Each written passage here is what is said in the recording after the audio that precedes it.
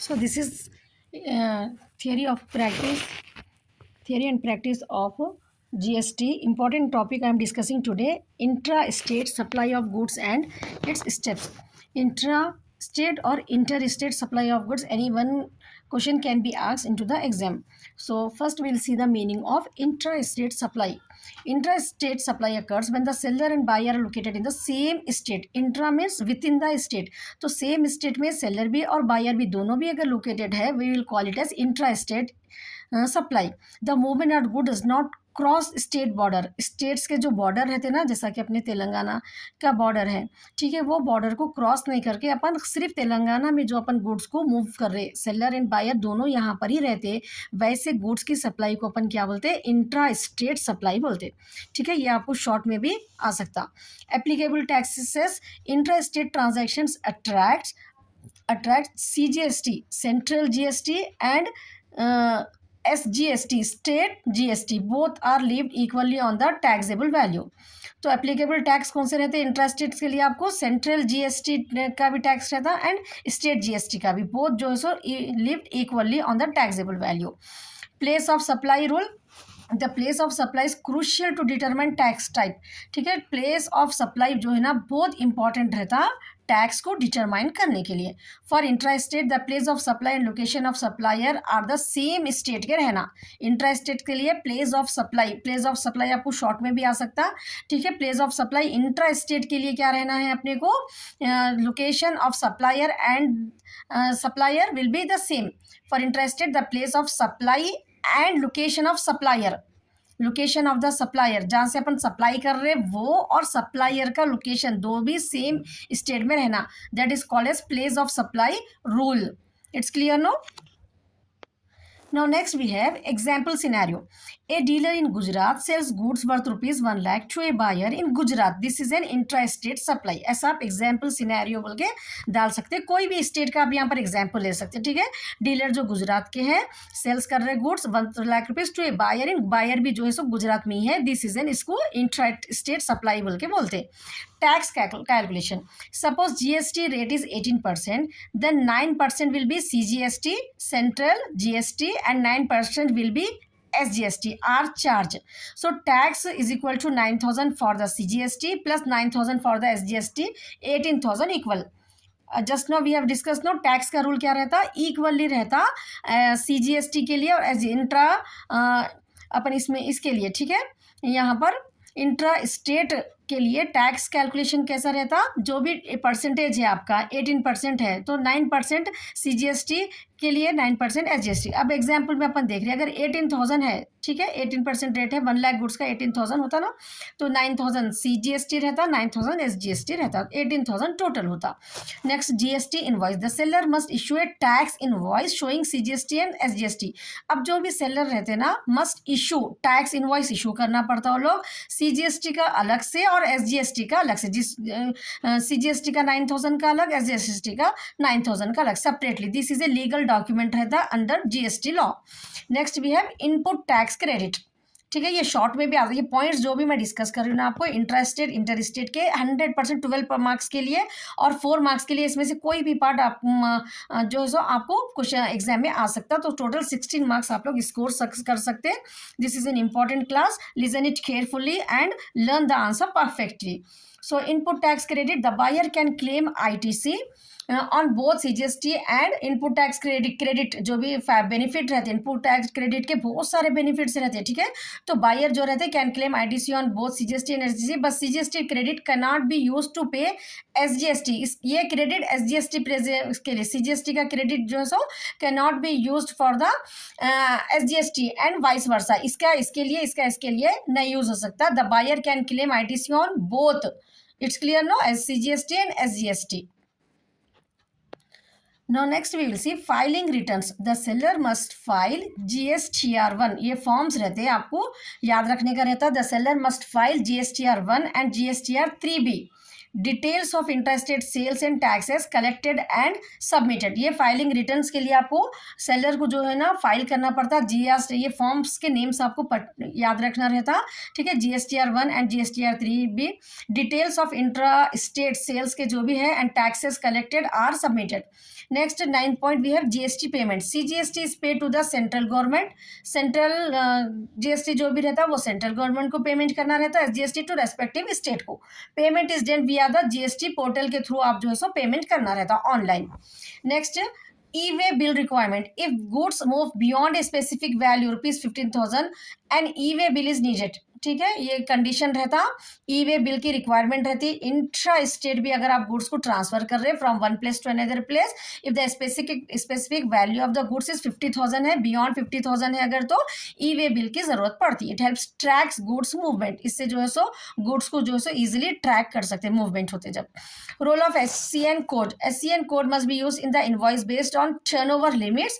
It classified goods for correct tax rate के लिए जो है सो ये SCN कोड होना, HSN कोड होना जरूरी रहता। Now next we'll see small business exemption.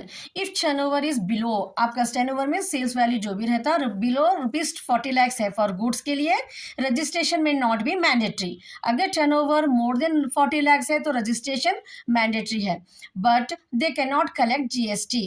Impact of on pricing. Next point we have impact on pricing. GST components must be included in final price or shown separately. GST components must be included in final price में included रहते हैं, ठीक है, और shown separately। या तो आप मिला के बता सकते हैं या GST का जो है ना आप separate, आप अगर कोई शॉप को गए तो कोई आपको GST 3% ऐसा सेपरेट बताते हो लोग, कोई नहीं बताते, तो GST components must be included भी हो सकती है इन फाइनल प्राइस में और शोन सेपरेटली, ठीक है। Transparent pricing ensures compliance. तो ऐसा ट्रांसपेरेंट प्राइसिंग करने से क्या है, थोड़े कॉम्प्लियंस, थोड़े प्रॉब्लम्स आते हैं, ठीक है।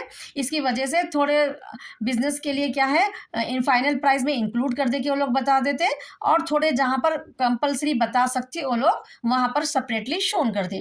Next point we have accounting treatment. CGST SCGST समझ में आ गया ना आप लोगों को। Central GST and state GST are treated separately accounting books में दोनों को सेपरेटली ट्रीट करना रहता। Proper entries ensure smooth ITC claim and audit के लिए जो है सो ये बहुत इंपॉर्टेंट रहता कि अकाउंटिंग ट्रीटमेंट में आपको CGST एंड SGST को सेपरेटली जो है सो अकाउंटिंग बुक्स मेंटेन करना रहता।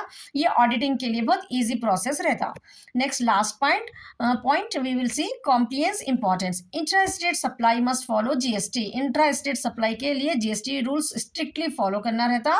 नॉन कॉम्प्लियंस में lead to penalties and loss of ITC, ठीक है। अगर अपन उसको इंपॉर्टेंस नहीं दिया उतना, नॉन कॉम्प्लियंस समझे अगर, तो इससे अपने को पेनाल्टी और लॉस भी जो है सो हो सकता।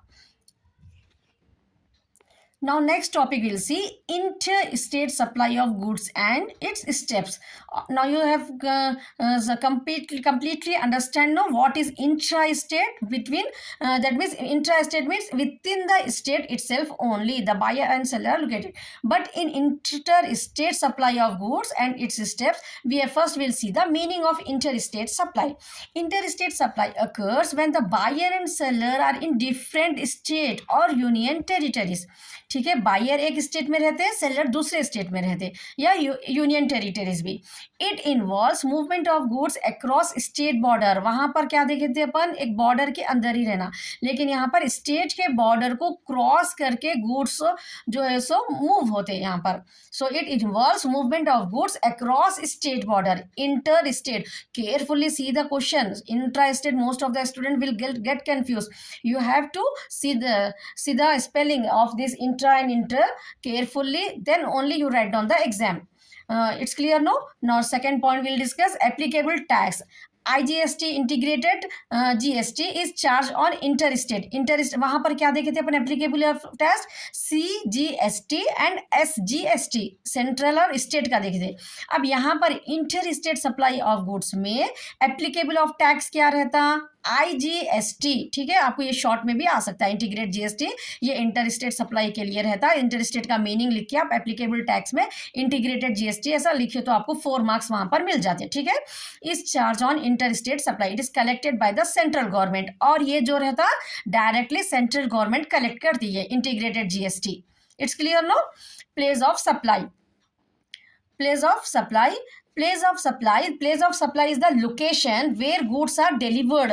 यहाँ पर place of supply क्या रहता, the location is the location where goods are delivered, जहाँ पर goods deliver हो रहे उसको अपन यहाँ पर place of supply role बोलते हैं। if different from the supplier's state it becomes interstate, तो यहाँ पर supplier का state different रहता, goods कहाँ पर deliver हो रहे वो different रहता ना, तो इसलिए it becomes interstate हो जाता ये। Some points are missed here, so if you write this many points are also sufficient for you to get the marks. So we will continue. Returns filing, seller needs to report interstate supplies। Returning filing के लिए seller needs to report interstate supplies in GSTR 1। I told you know this forms you have to write. So यहाँ पर भी seller को जरूरी है कि interstate supply GSTR 1 and GSTR 3B में जो है सो यहाँ पर रिपोर्ट करना। प्रॉपर डिटेल्स ऑफ रिसिपिएंट के and state must be provided, जो भी रिसिपिएंट है और उनको कौन से स्टेट में एग्जिस्ट करते हैं वो पूरा यहाँ पर रिपोर्ट करना रहता रिटर्न्स फाइलिंग में। E way bill requirement and e way bill is mandatory, यहाँ पर भी जो है सो एक e way bill goods value over 50,000 अगर रहे तो ई वे बिल मैंडेटरी है। सो इंट्रा स्टेट में भी अपन ये पॉइंट देखिए, it tracks movement of goods across state.